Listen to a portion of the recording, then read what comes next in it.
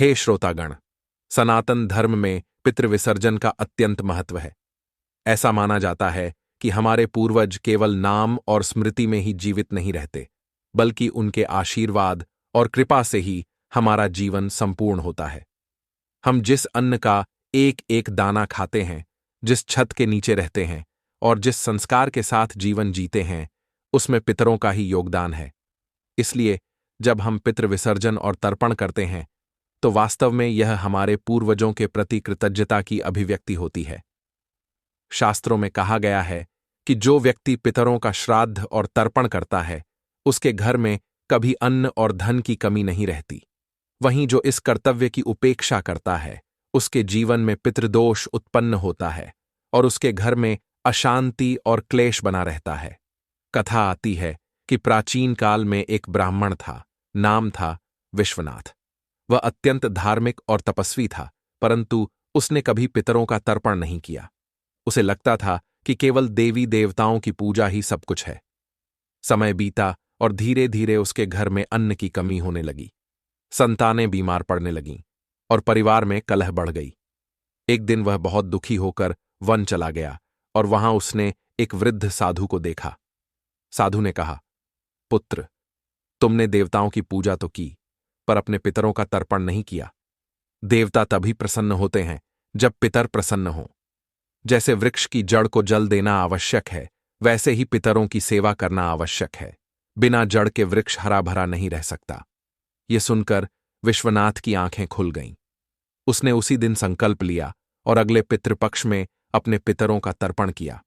आश्चर्य की बात यह हुई कि कुछ ही दिनों में उसके घर में पुनः अन्न और सुख समृद्धि लौट आई। उसकी संतानें स्वस्थ हुईं और परिवार में शांति स्थापित हो गई। यह कथा हमें यही सिखाती है कि पितृविसर्जन केवल कर्मकांड नहीं है, बल्कि यह जीवन का मूल कर्तव्य है। व्रती को चाहिए कि वह प्रातःकाल स्नान करके शुद्ध वस्त्र धारण करे और तर्पण का संकल्प ले। तर्पण का अर्थ है तृप्त करना। जल, तिल और कुश लेकर दक्षिण दिशा की ओर मुख करके पितरों का स्मरण करना चाहिए और उन्हें जल अर्पित करना चाहिए। जल अर्पण करते समय यह भावना रखनी चाहिए कि यह पवित्र अर्पण मेरे सभी पितरों तक पहुंचे और उनकी आत्मा को शांति मिले। इस दिन सात्विक आचरण का विशेष ध्यान रखना चाहिए। मांस, मदिरा और तामसिक भोजन से पूर्णतः दूर रहना चाहिए।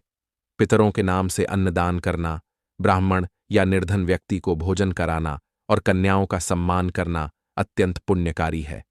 हे श्रोतागण, इस प्रकार पितृविसर्जन का पहला भाग हमें यह सिखाता है कि पितरों का तर्पण करना हमारे जीवन की जड़ को सींचने जैसा है।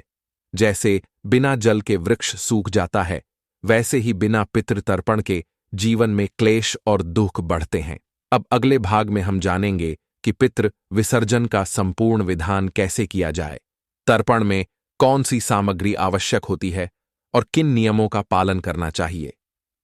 हे श्रोतागण, अब हम विस्तार से जानते हैं कि पितृ विसर्जन का संपूर्ण विधान कैसे किया जाता है। जैसा कि पहले बताया गया, यह केवल एक कर्मकांड नहीं, बल्कि हृदय की गहराई से निकली हुई कृतज्ञता है। जब मनुष्य पितरों का स्मरण करता है, तो उसे यह समझना चाहिए कि मैं आज जो हूं, वह केवल अपने पूर्वजों के कारण हूं। पितृ विसर्जन के लिए प्रातःकाल का समय सर्वश्रेष्ठ माना गया है। स्नान कर शुद्ध वस्त्र धारण करें और दक्षिण दिशा की ओर मुख करके कुश का आसन बिछाए। दक्षिण दिशा को पितृ दिशा कहा गया है क्योंकि यमराज उसी दिशा के अधिपति हैं और पितरों को उनके माध्यम से जल अर्पण पहुंचता है। अब आवश्यक सामग्री में जल से भरा कलश, तिल, कुश, अक्षत, चावल, पुष्प, दीपक और यदि संभव हो तो गंगा जल अवश्य रखें। कुछ लोग पिंडदान भी करते हैं, जिसमें पकाए हुए अन्न के गोले बनाकर पितरों को अर्पित किए जाते हैं। यह प्रतीक है कि हम अपने पितरों को अन्न का तृप्तिदान कर रहे हैं। विधान इस प्रकार है। पहले संकल्प करें कि मैं अपने पितरों के निमित्त यह तर्पण कर रहा हूं, वे सभी तृप्त हों और मुझे आशीर्वाद प्रदान करें। इसके बाद दाईं हाथ में जल, तिल और कुश लेकर 3 बार अर्पण करें। हर बार पितरों के नाम का स्मरण करें। यदि नाम ज्ञात हों तो विशेष रूप से लें, यदि न हो तो सर्वे पितरः तृप्तिं यान्तु कहें। अब इस विधान के साथ एक प्राचीन कथा भी सुनिए। कथा आती है कि राजा करतवीर्य नामक एक राजपुरुष था।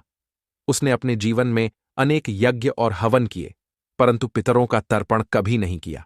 एक बार उसके स्वप्न में उसके पूर्वज आए। उन्होंने कहा, हे पुत्र, तुमने हमें जल और अन्न का अर्पण नहीं किया, इसलिए हम तृष्णा से पीड़ित हैं। तुम्हारे सभी यज्ञ अधूरे हैं, क्योंकि पितरों की संतुष्टि के बिना देवता भी संतुष्ट नहीं होते। राजा भयभीत होकर जागा और दूसरे ही दिन उसने वैदिक विधि से पितरों का तर्पण किया। तभी से उसके जीवन की बाधाएं दूर हुईं, राज्य में वर्षा हुई और प्रजा सुखी हुई।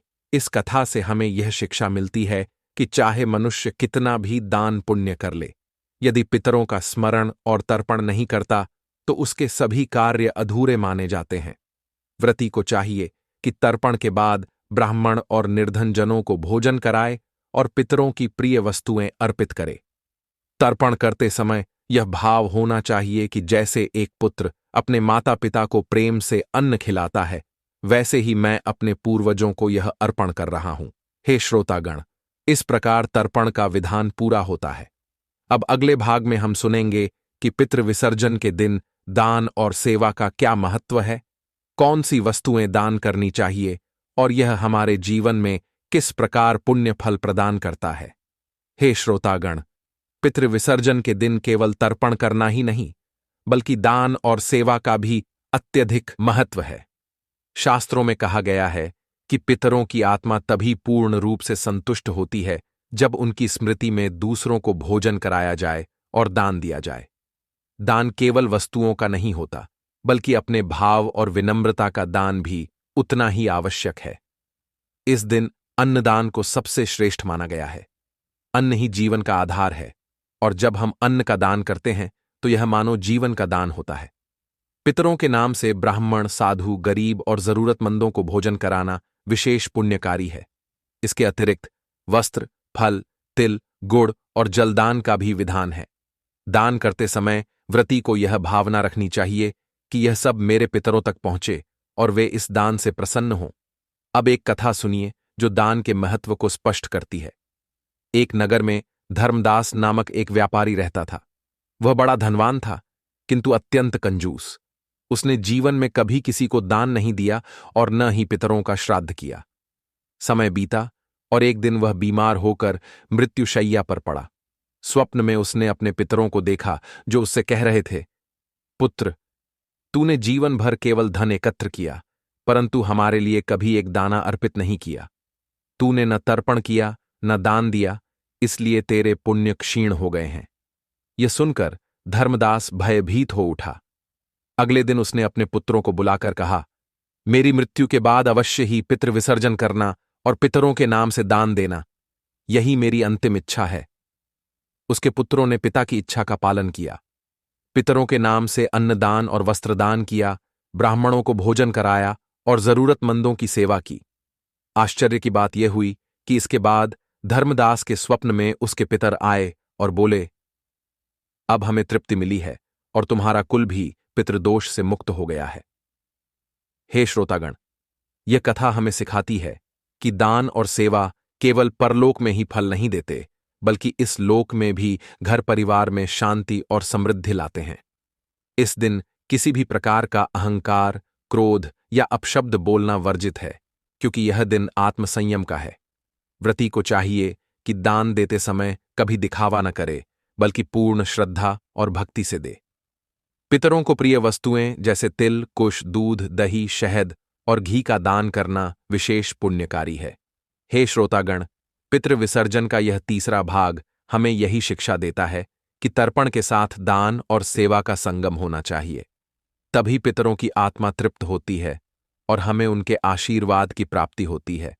अब अगले भाग में हम जानेंगे कि पितृ विसर्जन के समय ध्यान और प्रार्थना का क्या महत्व है और किस प्रकार से साधक अपने पितरों के आशीर्वाद से जीवन को सुखमय और पूर्ण बना सकता है। हे श्रोतागण, पितृ विसर्जन का चौथा अंग है ध्यान और प्रार्थना। केवल तर्पण और दान से ही पितर तृप्त नहीं होते, बल्कि जब साधक अपने मन और आत्मा से उन्हें स्मरण करता है, तब उनका आशीर्वाद और भी गहरा हो जाता है।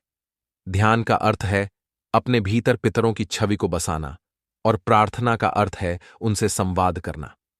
जब व्रती दक्षिण दिशा की ओर बैठकर तर्पण करता है, तब उसे यह भाव रखना चाहिए कि मेरे सभी पिता, दादा, परदादा, मातामह और समस्त पूर्वज मेरे चारों ओर खड़े हैं और मेरे अर्पण को स्वीकार कर रहे हैं।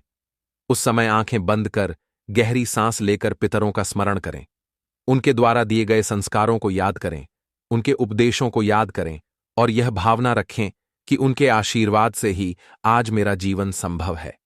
प्रार्थना करते समय व्रती को यह कहना चाहिए, हे पितृदेवो, यदि मुझसे अनजाने में कोई त्रुटि हुई हो तो क्षमा करें। मुझे धर्म के मार्ग पर सदैव चलने की शक्ति दें, मेरे कुल का कल्याण करें और हम सब पर सदा अपनी कृपा दृष्टि बनाए रखें। अब एक कथा सुनिए जो ध्यान और प्रार्थना के महत्व को बताती है। प्राचीन समय में कौशल देश में देवकी नामक एक ब्राह्मण कन्या थी। उसके पिता का देहांत तब हो गया जब वह बहुत छोटी थी। बड़े होने पर जब पितृपक्ष आया तो उसने पहली बार तर्पण करने का निश्चय किया, किंतु उसके पास न धन था न सामग्री। उसने केवल एक मिट्टी का दीपक जलाया और एक लोटे में जल भरकर अपने पितरों को स्मरण किया। आंसू भरी आंखों से वह बोली, हे पितृदेवो, मेरे पास आपको अर्पण करने के लिए कुछ भी नहीं है, पर मेरा मन शुद्ध है और मेरी भक्ति सच्ची है। कृपया मेरी यह अर्पणा स्वीकार करें। उस रात देवकी ने स्वप्न में देखा कि उसके पितर मुस्कुराते हुए उसके सामने खड़े हैं। उन्होंने कहा, पुत्री, तूने हमें जो प्रेम और भक्ति दी है वही सबसे बड़ा अर्पण है। तेरे घर में अब कभी अन्न और धन की कमी नहीं होगी। और सचमुच उसके जीवन में धीरे धीरे सुख समृद्धि का आगमन हुआ। इस कथा से यही शिक्षा मिलती है कि पितृ विसर्जन में सबसे बड़ा अर्पण सामग्री का नहीं बल्कि शुद्ध मन और प्रार्थना का होता है। जब भक्ति सच्ची हो तो पितर बिना अन्न और जल के भी प्रसन्न हो जाते हैं। हे श्रोतागण, इस दिन साधक को ध्यान रखना चाहिए कि किसी भी जीव को कष्ट न दे, किसी से कटु वचन न बोले और अपने मन को क्रोध, द्वेष और मोह से दूर रखे। यह दिन आत्मशुद्धि का है। जब साधक पितरों की कृपा को हृदय से स्वीकार करता है तब उसके जीवन से दुख मिटते हैं और नए अवसरों का मार्ग खुलता है। इस प्रकार पितृ विसर्जन का चौथा भाग हमें सिखाता है कि ध्यान और प्रार्थना ही साधना की आत्मा है। तर्पण और दान के साथ जब यह जोड़ा जाता है तभी पितरों का आशीर्वाद पूर्ण रूप से प्राप्त होता है। अब अगले भाग में हम सुनेंगे इस कथा का अंतिम अंश, पितृ विसर्जन से मिलने वाले फल, उसके महत्व और जीवन में उसके प्रभाव के बारे में। हे श्रोतागण, अब हम पितृ विसर्जन के अंतिम और सबसे महत्वपूर्ण पक्ष को समझेंगे, इसके फल और प्रभाव को। शास्त्रों में स्पष्ट कहा गया है कि जब कोई साधक पूर्ण श्रद्धा, भक्ति और विधिपूर्वक पितरों का विसर्जन करता है तो उसके जीवन से सभी पितृदोष समाप्त हो जाते हैं। पितर प्रसन्न होकर अपने वंशजों को आशीर्वाद देते हैं, जिससे परिवार में सुख, शांति और समृद्धि का वास होता है। कहा जाता है कि पितृ विसर्जन करने वाले के घर में कभी अन्न की कमी नहीं होती, संतानें आज्ञाकारी और गुणवान होती हैं, जीवन की बाधाएं धीरे धीरे समाप्त हो जाती हैं और साधक को अपने कार्यों में सफलता मिलने लगती है। यहां तक कि जिनके जीवन में बार बार रुकावटें आती हैं, विवाह या संतान संबंधी समस्याएं होती हैं, वे भी पितृ विसर्जन के प्रभाव से दूर हो जाती हैं। अब एक मार्मिक कथा सुनिए। एक बार आर्षि अगस्त्य के शिष्य सुयश ने आचार्य से पूछा, गुरुदेव, क्यों मनुष्य को हर वर्ष पितरों का तर्पण और विसर्जन करना चाहिए? क्या एक बार करने से ही पितर संतुष्ट नहीं हो जाते? आर्षि अगस्त्य ने कहा, पुत्र, जैसे हम प्रतिदिन भोजन करते हैं वैसे ही पितरों की आत्मा को भी नित्य तृप्ति की आवश्यकता होती है। एक बार का अर्पण क्षणिक संतोष दे सकता है, परंतु निरंतर स्मरण और श्रद्धा ही स्थायी तृप्ति देती है। यही कारण है कि पितृ विसर्जन प्रत्येक वर्ष करना आवश्यक है। फिर आर्षि अगस्त्य ने एक उदाहरण दिया। उन्होंने कहा, एक गांव में दो भाई रहते थे। बड़े भाई ने हर वर्ष अपने पितरों का विसर्जन किया, तर्पण किया और दान पुण्य किया। छोटे भाई ने कभी इस पर ध्यान नहीं दिया। समय बीता तो बड़े भाई का घर अन्न, धन और संतान से भर गया, जबकि छोटे भाई के घर में कलह और दरिद्रता बढ़ गई। ये देखकर गांव के लोग समझ गए कि पितरों की कृपा ही जीवन में सुख और समृद्धि लाती है। इस कथा से यही शिक्षा मिलती है कि पितृ विसर्जन करना केवल कर्तव्य नहीं, बल्कि यह हमारे जीवन को सफल बनाने का साधन है। हे श्रोतागण, पितृ विसर्जन से यह भी फल प्राप्त होता है कि हमारे पितर स्वर्गलोक में संतुष्ट रहते हैं और हमें निरंतर आशीर्वाद देते हैं। शास्त्रों में यहां तक कहा गया है कि पितरों का आशीर्वाद ही देवताओं की कृपा को आकर्षित करता है। यदि पितर प्रसन्न नहीं हैं, तो देवता भी प्रसन्न नहीं होते। इसलिए यह व्रत केवल एक परंपरा नहीं है, यह जीवन का आधार है। जो साधक पितरों का विसर्जन करता है, उसके जीवन में धर्म, अर्थ, काम और मोक्ष चारों पुरुषार्थ की प्राप्ति होती है।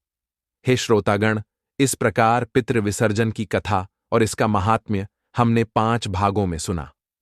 यह हमें सिखाता है कि पितर केवल स्मरण योग्य ही नहीं, बल्कि पूजन और सम्मान योग्य हैं।